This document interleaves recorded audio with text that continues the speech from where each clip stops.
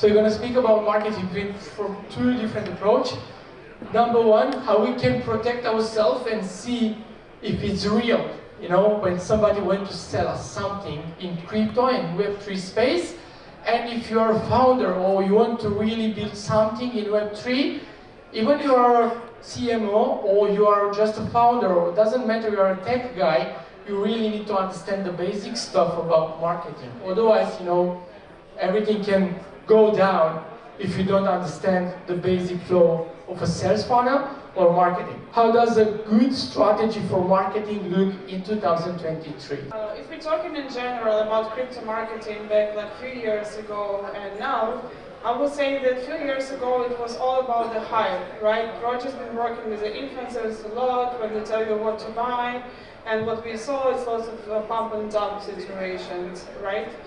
And I would also say that Web3 community, crypto community, is more sophisticated than normal people. They would react really negatively on the paid ads. It's very annoying. So the way is always organic. So what we're having now in 2023 is more like evolution of the crypto marketing. The marketing campaigns become more organic, focused on the transparency, on the trust, showing actually what the team is doing out there, showing who is the team, what is the project, what is the mission behind the project, right? Education, webinars, so talk about your project, talk about how they can benefit, about communicate with your audience, engage with your audience. Last year, in the bear market, it helped a lot to the project that they didn't do a good marketing, they failed. So they help a lot to continue in the market with real projects that they are doing a long-term marketing, that at the end is what we are looking for. We are not looking to do, okay, just launch a project, to have 1 month, 2 months project and then fail. So I think it should be the key for any project to have the vision and long-term vision. So yeah, I'm just gonna drop my advice, because we saw some really good results, and mainly the way we achieved those was by focusing on the community and giving them incentives and placing them at the core of everything that we do, and also making them loyal through a gamification system that we implemented. And that's probably also the reason that we took over the CryptoExpoEurope hashtag on Twitter. So if you check that, you'll see our community behaving. And that's one thing. I also think that what our colleague just mentioned, it's more about focusing on marketing strategies.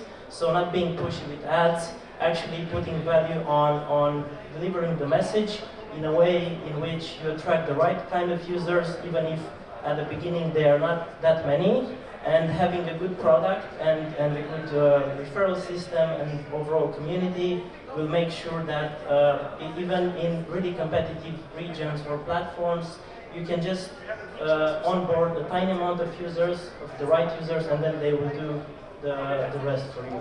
So hello everyone, my name is Stefan Gergely. I'd like to say a few words about what gives me the credit to give out some opinions here. I founded one of the leading gold-backed cryptocurrencies in this space in 2017, and slightly earlier than that, one of the leading development agencies in the crypto space. And I'd like you to resonate a little bit with that, because what you see working in a development agency is you get to see a lot of projects from the outside. And I think this perspective is a very critical one to doing crypto marketing. If you look at it from within, there's a lot of people that are trying to promote the fact that all of these projects are based off of this particular technology. Now, I'd like to offer you a similar marketing perspective applied to a different product. Imagine that I'm trying to pitch World of Warcraft to you. I'm trying to get you guys to play World of Warcraft, right? And I spent half an hour talking about how it's on Microsoft Azure, and how really cool Microsoft Azure is, and how fast the transfer rates are, and how cheap the infrastructure costs are, and all these sorts of things. And I think the really simple conclusion that we can all take away from this is that users fundamentally don't give a shit about the infrastructure. They never have, and they never will. And they have no reason to. And if you look at most of the crypto projects, they're trying to solve different problems within different spaces, and the main selling point that they're giving out to you is the fact that they're based on this technology. But no one cares.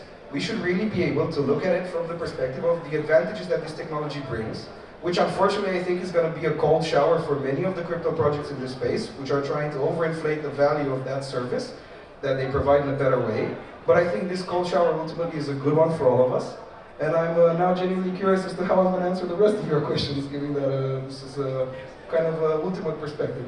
Congratulations to my colleagues. Clearly, they have much more experience than I have. They are the professionals. I'm the new kid on the block. And what I'm trying to say is, no one has a good strategy in 2023.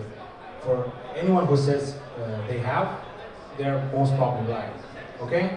So I want to talk to you privately to tell me the secret recipe that you have, but nothing is working. I think we need to focus on non-crypto users, how we're going to attach them, how we're going to attract them, and how we're going to give them confidence, right?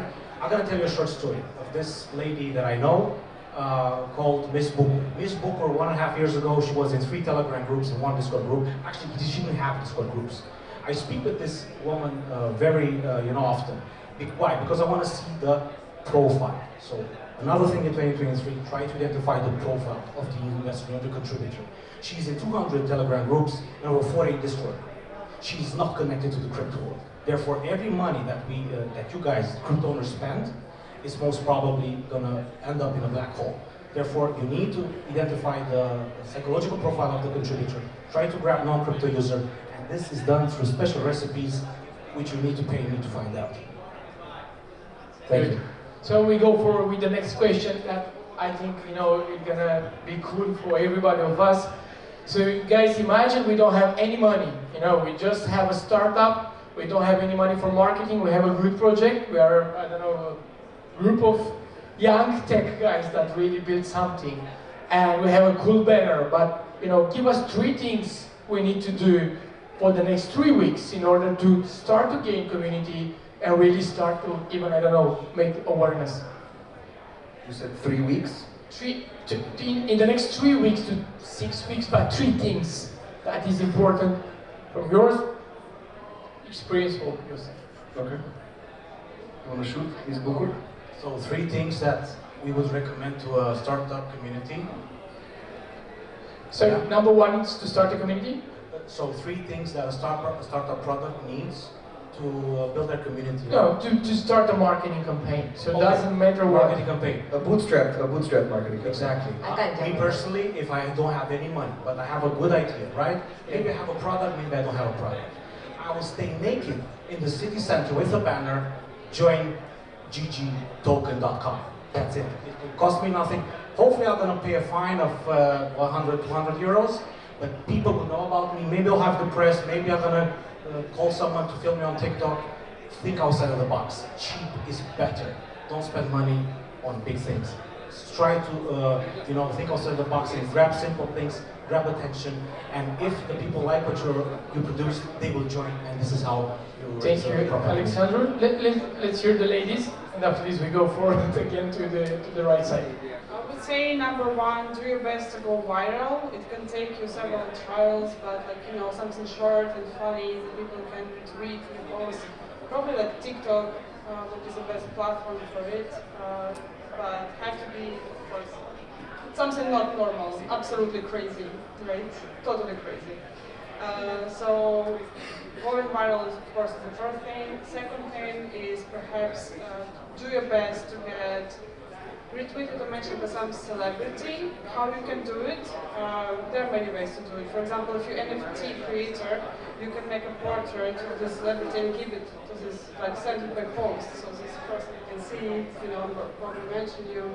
You have to be creative about that. Just try to get someone really famous to mention you in any platform like Twitter, Instagram, and so on.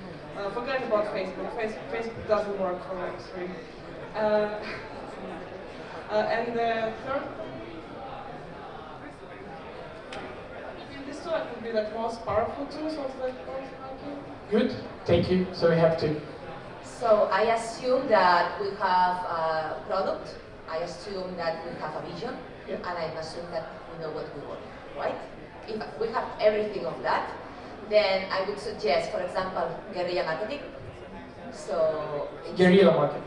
It's who doesn't know this concept is most offline marketing, you can put some flyering or some kind of slogans that it makes pop up the attention. Secondly, as well, I would say as well, social media, try to utilize some tweet or something else. And definitely work with AMAs. Find co-marketing with partners, influencers, do AMAs, give important content to the community, and always share value.